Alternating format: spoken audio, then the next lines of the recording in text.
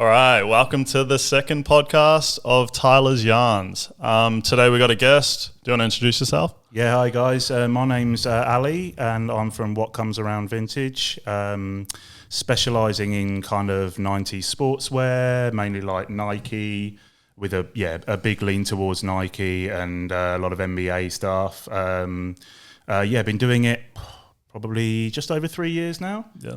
But it's been my name on there is Nostalgia Hunter, so it's been a thing that's been ingrained in me since I was about 11 years old. Yeah.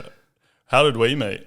We met, I think it was at I can't remember the name of the market, and I remember I only sold one hat, and so I made a loss because I bought a tee off you. I think that was SneakerCon, wasn't it? SneakerCon, yeah, I think it was, yeah. So you were next door to me on the stall there. And then I think after that we probably did when we weren't stuck in COVID, probably did like the next 7 or 8 markets together. Yeah, I think we did that pop up as well. Yeah, which came pretty close from that, I think. Yeah, 100%. Yeah, which was really good. Nice little setup there. I think it was on Brunswick Street. Yeah. Brunswick Street. Yeah, nice. But that was with another guy as well. Spell out. Good friend Ash, of ours. Yeah, who actually organised it all for us. We just had to turn up. I even went to golf for one day. So it's like, and I think I did my most sales that day. Yeah, so literally. I think Stu got you across the line, or me, one of them. So today I want to talk about mostly bootleg. What are your thoughts on it, that sort of stuff? So if you guys don't know, bootleg sort of... like just replicas, so say like bootleg night is like replicas of the 90s stuff and that sort of stuff. What do you reckon about bootleg? Look, I mean, I think for me, from the perspective of my own personal purchases, I always like a story behind things. I love the old 90s bootleg. It's obviously become a very popular category at the moment. But for me, the old bootleg balls, wrap tees and things like that, I feel like it's a nice kind of story behind it, because essentially it's probably sold in the parking lot of a lot of stadiums and stuff like that, and they have to go all out colours, images for the tees that they do there, because they're trying to compete with the official pieces that you would pick up in the merchandise shop in the stadium or whatever it be. The hat that I've got on now is actually a Nirvana bootleg. So I love the fact that this would have been sold at the car lots of a Nirvana concert, probably for like $5, and just people trying to make some dollar out of a gig or a sports event at that time. And I think that's what resonates with a lot of the collectors of the bootleg stuff as well, because it was really so to speak, the true fans piece, as opposed to corporate mass-produced licensed stuff, which is still amazing, but I think that has that essence with it. But what wasn't all the Grateful Dead stuff was all bootleg? They weren't even licensed. Yeah, all through the 90s, they're all just like car bootlegs. Yeah, all like the Liquid Blue stuff. Yeah. And there's some. I mean, there you got some of the best category of tees there. Like if you're into sort of the hippie print, then you're in your essence there. The tie-dye. Yeah, the tie-dye. I mean, that's the thing. Some people love it, some people just can't do it. But yeah, I mean,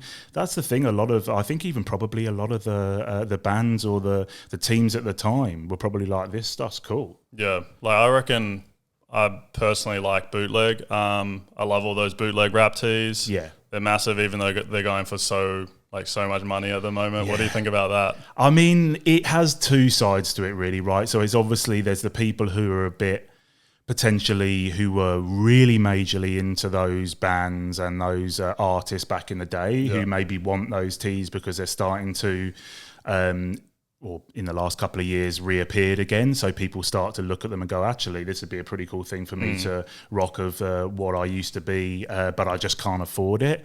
But essentially, I suppose the prices that they're commanding being because people have brought them back up into the forefront again. So it's like those, like for the people who love those bands back in the 90s, would they even know about them if they weren't seeing them go for these prices? So it's kind of a two-edged sword.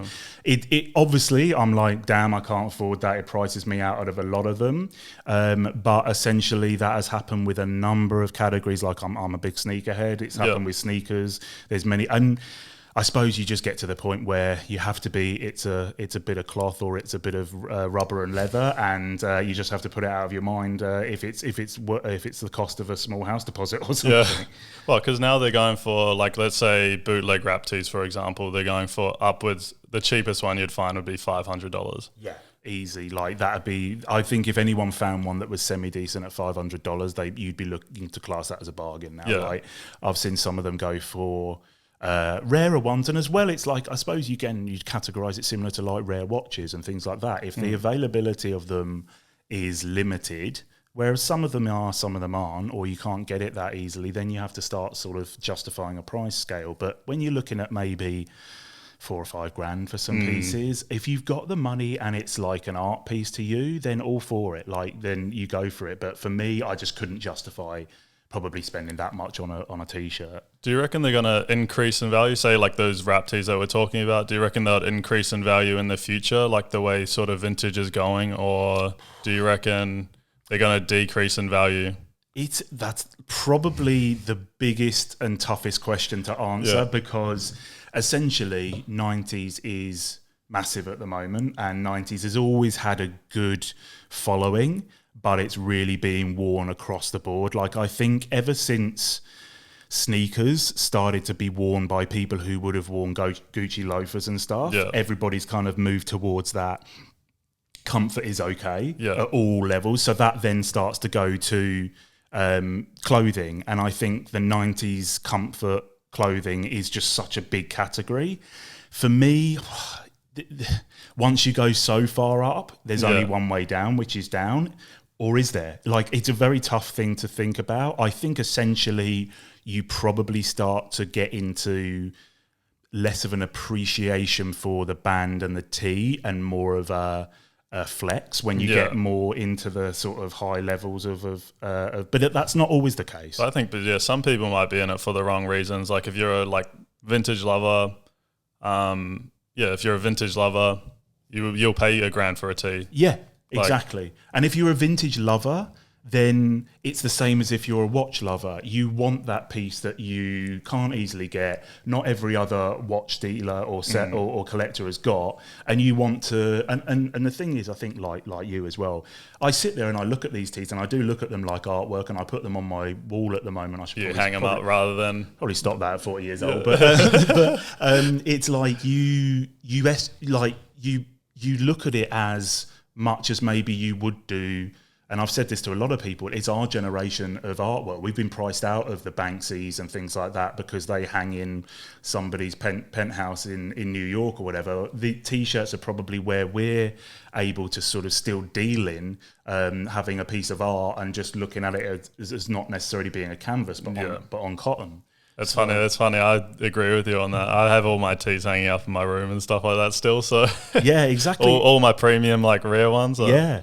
And it's like, and the thing is, like, I think where you lose some of the justification in paying that money is if you're like, you don't get the hunt. I think, like, again, like we've talked about this before, the hunt for me is like 85% of the satisfaction of it as well. Like, that's why you should be doing it, you know? If you want to collect vintage or you want to get into the game, I think you need to, like the hunt first. Like you want to hunt for stuff. Yeah. Like I get asked the question, oh, where do you get your stuff? It's like, you got to hunt for it, you know? Yeah, exactly. That's the main bit of the game. Yeah, and that's the thing, and that's like why, what I do love about the community is that if someone does find a grail piece in the wild, everybody celebrates it. So if that person's gone to Salvo's or Goodwill in the States and they found a tee, everybody's like, wow, that's amazing, because it's so rare now. And people are just like, I would love to do that. I would love to have that feeling. Yeah, definitely. I think it's going that way. But I just wanted to ask you what your definition of bootleg is. It's got, I mean, for me, it's like something that is not an official piece that has come out as a licensed piece. So usually the licensed pieces will have dates and things below them, and something that I suppose for a lot of what we purchase as bootleg, like the wrap tees and of whether that be basketball or artists or whatever, it's images that have otherwise been used of the artist, but not maybe necessarily on an official T-shirt. Yeah. So they used to back then try and get away with it by using images that weren't used by Winterland or Brockham or whatever to try and say that actually if it differs in some way to what you're selling in the shop in the store there, and I suppose essentially something that is sort of sold without consent, so to speak, from back in the day. It's back in the day that would have been super illegal. Like most of the factories of Nike would have been in Asia, throughout Asia. So yeah, and they were just reproducing all Nike stuff back then and all the Nike T-shirts. So that's why there's a lot of Nike bootleg from the 90s. Just getting onto that. So now we're in 2021. There's a lot of vintage bootleg being made now. Yeah. What do you think about that? Look, I mean, as we've discussed before, I think that depending on the price point, the availability, like who's producing it, is it produced on a 90s blank? Is it produced on something that is like an H&M T-shirt in 3 washes will look like nothing that you actually bought?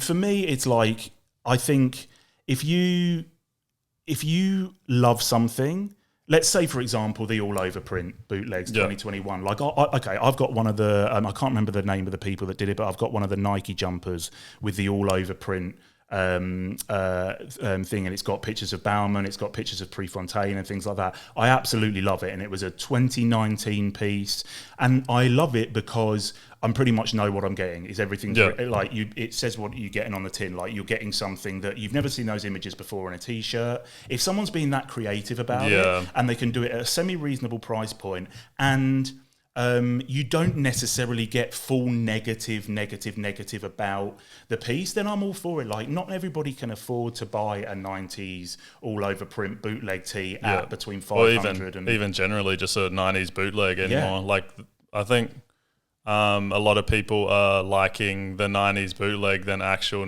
like say for Nike, for example, like 90s Nike bootleg and 90s Nike, so like some of the bootleg stuff's a whole lot better, you know? Yeah, exactly. That's the thing. And that's like, I mean, I would say design-wise, a lot of the bootleg that you saw from the 90s was much, much better. Yeah. Like, they just used such good colours, they used good quality T-shirts, and they used, like, really, really impactful prints because of what we said before. They've kind of got to look to the Magpies, they've got to kind of attract them rather than going into the official merchandise store of the stadium, so to speak. So for me, it's like, as long as there's effort put in, you've got maybe, again, a store, and there's a few people that do it on Instagram, and I respect them for that. You have got a story behind what they're doing while they're doing it because they love the movie, they love the band, they love this, and they decided to use this, and this to do that T-shirt, rather than it being of what would have been in the 90s, people's perceptions of it, which is kind of ironic, like,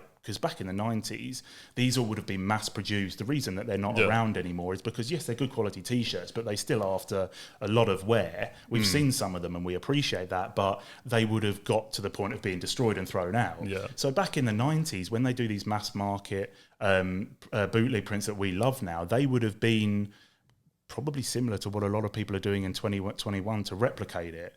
So who knows what those ones will be like in 30 years' time.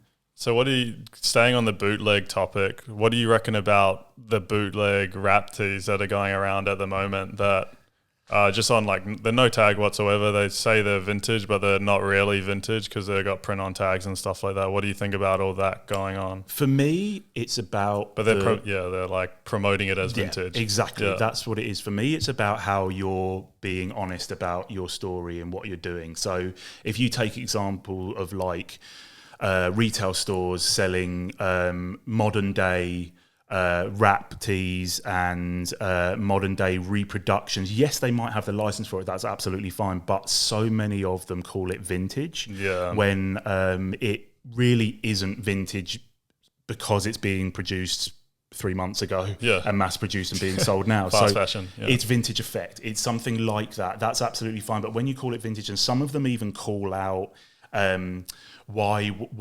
where, or get the real thing, or get the, like, which is obviously having a slight against buying bootleg tees from back in the day, because they're saying we've got the license to produce this off this band who's still around but were popular in the 90s. Get the real thing here, but it's like you're trying to use the essence of what the tee looked like back in the 90s, produce it now, and still say it's vintage when it's not, and trying to also then slight against the people selling vintage T-shirts by saying, oh, what you've got's not official.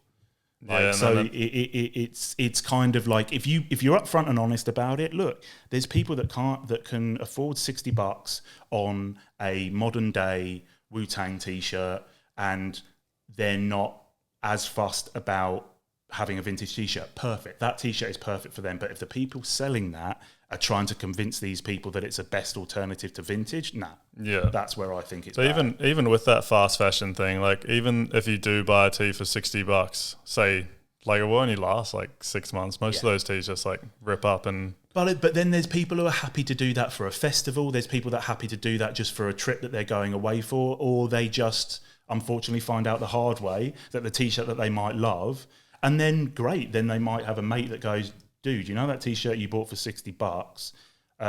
Like I've bought this for $300 and you've had 5 of those $60 T-shirts. That's what I mean. And I'm still rocking this and it looks better than ever.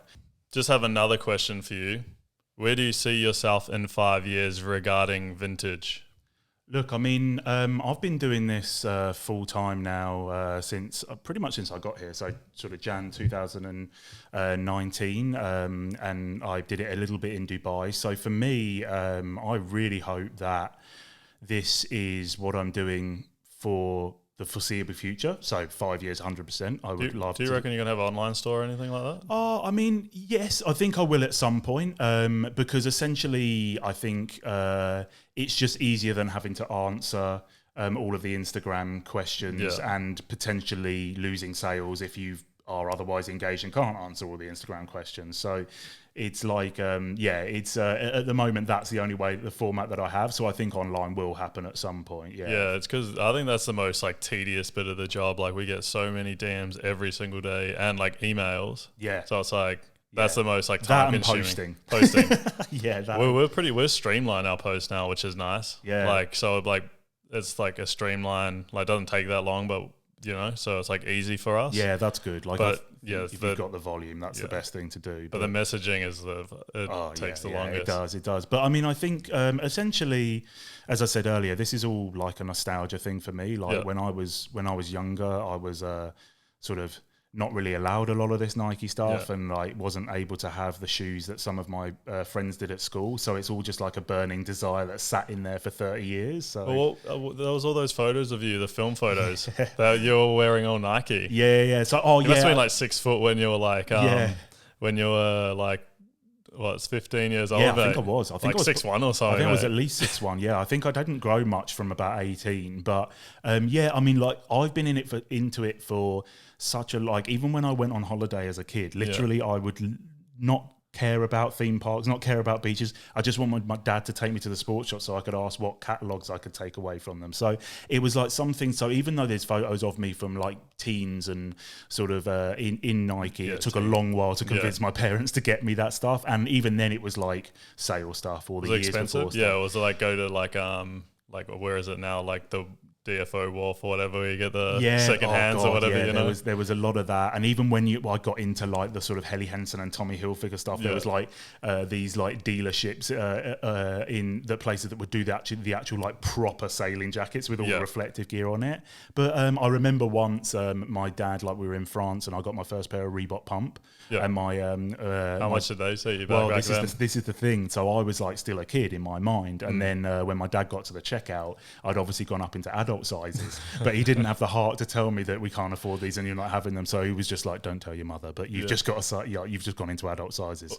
Correct me if I'm wrong, but when they're like something crazy like $300 or something for the pumps? Yeah, there would have been. Yeah, so I think back then it was still the franc, and I think it would have been like equivalent of like €150. So yeah, probably around $300. So yeah, he'd either obviously had too many red wines or he was in a very generous mood that day. But yeah, he was like probably all the rigmarole of me trying them on. He was like, I cannot be bothered to say no to you.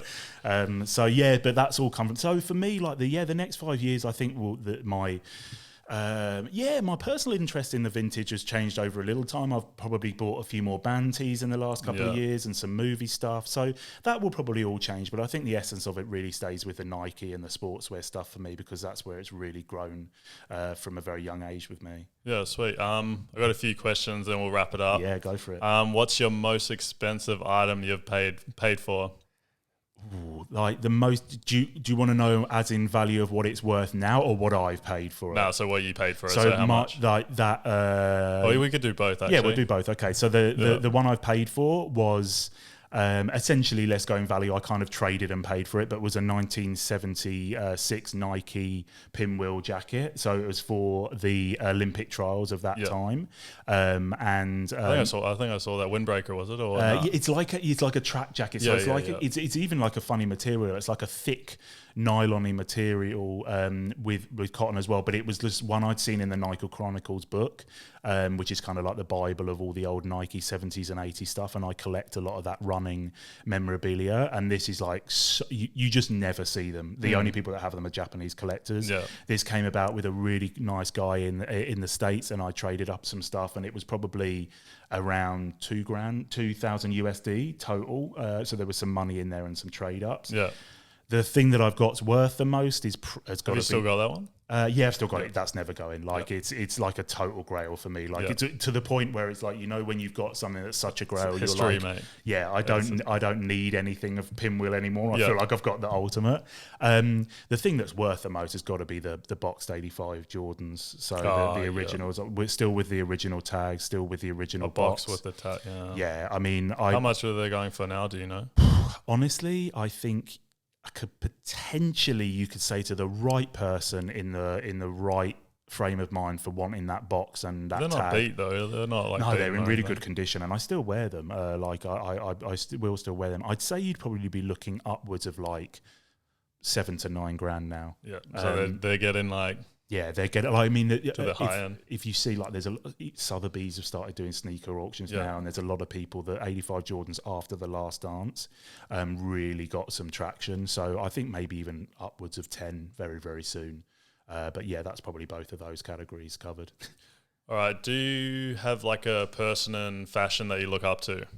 Like vintage fashion, let's say, section it off. Oh, like, I mean, I think I really admire all the guys that do the lives over in the States in terms of like their model and what they've done in turning COVID into a really bad time to be doing like some really, really important stuff. Yes, some of the prices are sky high that things go for. Shout out to 1980. Yeah, exactly. 1980 Wiz, all those guys, and Frank. And the great thing is that they're all really personal, and Jeremy as well, like all really personable people, which is what I love about this community. And I know it sounds a bit cheesy, but the fact that those people are really, really personable, and most people are. I reckon that like built it so much quicker. Yeah. Like doing all those lives just like accelerated the vintage community throughout the world. 100%, and the likes of you and I are definitely going to benefit from that. I think that there's, I think it's pretty much out there now that there's something on the cards with MTV with 1980s. So that's only going to benefit our community. Those guys, and then also like just anybody that I see off Instagram. I'm not much of a massive Instagram influencer follower, but people that can rock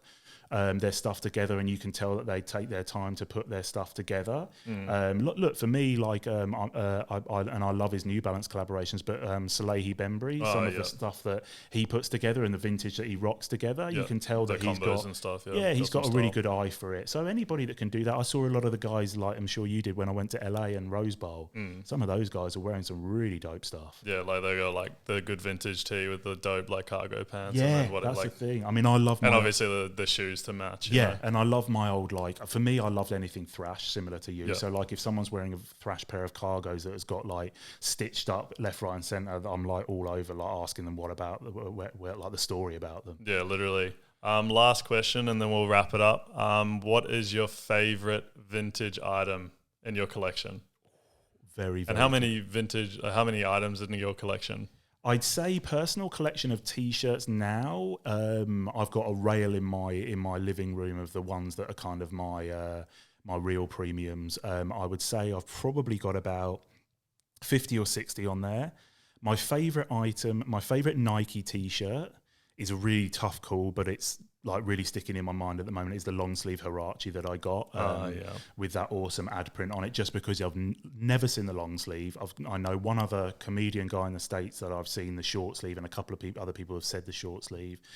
But favourite item, if I had to take to a desert island, would probably have to be that 70s zip up that I paid the most for. It's just for me, I collect a lot of the 70s marathon tees and the 80s marathon tees. Half that rack would be marathon Nike tees, mate. Yeah, and there's some good Agassi pieces on there. There's some good Jordan pieces. But for me, those 70s pinwheel tees and those 70s marathon tees, it's where Nike began, so it's like it's a big thing for me to be collecting those, and a lot of like some of the display stuff as well. I absolutely love that I've got as well. Some of the old Walkmans, just crazy stuff that Nike came up with, and you're like, how was this a thing? But why Nike over everyone else? Like why Nike over rap tees or Nike over? I mean, for me again, it's the nostalgia point of view. Like for me, when I was a kid, like.